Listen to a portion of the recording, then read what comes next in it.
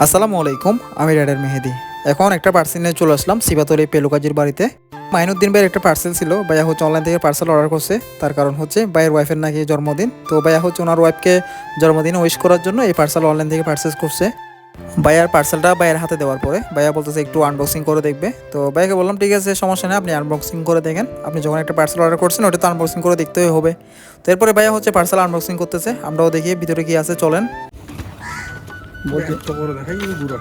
আচ্ছা বেতন বলো ইন্দা না বেতন ইন্দা শিখতে পারে একজন লই গাড়ি আমি বয়া দিলি লাতিয়ে চলিব কি বলো অ্যাডাপ্টার হনর মাঝখান দিয়ে বহু দেরি আর যদি সমস্যা হয় তাহলে যোগাযোগ করবেন, তারা চেঞ্জ করে দেবো।